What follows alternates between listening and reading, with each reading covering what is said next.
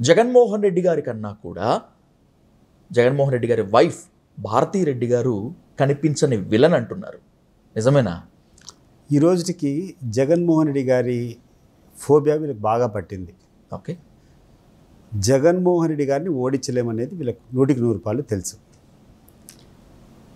కాకపోతే వీళ్ళ కుట్రలు వీళ్ళ కుయుక్తులని బట్టి జగన్మోహన్ రెడ్డి గారిని ఏదో ఒక స్టేజ్లో తీసుకొని పోయి లోపల పెట్టించగలుగుతామనేటువంటి ధైర్యం కూడా వాళ్ళకు ఉన్నట్టుంది.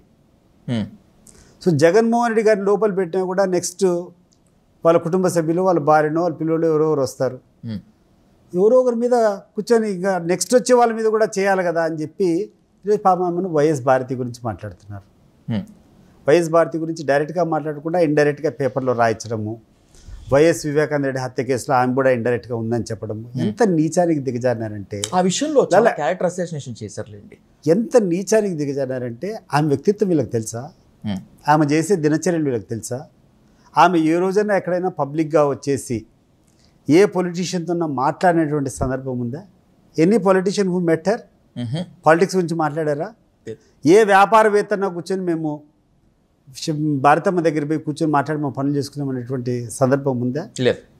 జగన్మోహన్ రెడ్డి గారు 2019 నుంచి 2024 వరకు 5 సంవత్సరాలు ముఖ్యమంత్రి.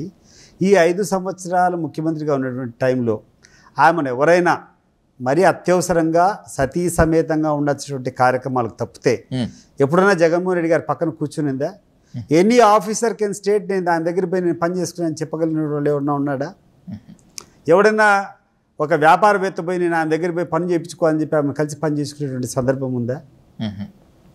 ఆమె చేసే కార్యక్రమం ఏంటంటే ఆమె పిల్లలను చూసుకోవడము, లేకుండా ఉంటే ఆమె సాక్షి పేపర్లు, ఆమె వాళ్ళ వ్యాపారాలు ఉండే ఆ వ్యాపారాల భారతీయ సిమెంటు, లేకుండా ఉంటే సాక్షి పేపర్లు, దాంట్లో ఆమె చేయాల్సినటువంటి ఎండీగా ఆమె చేసినటువంటి పని చేసుకోవడము, మిగిలిన సమయంలో సేవా కార్యక్రమం.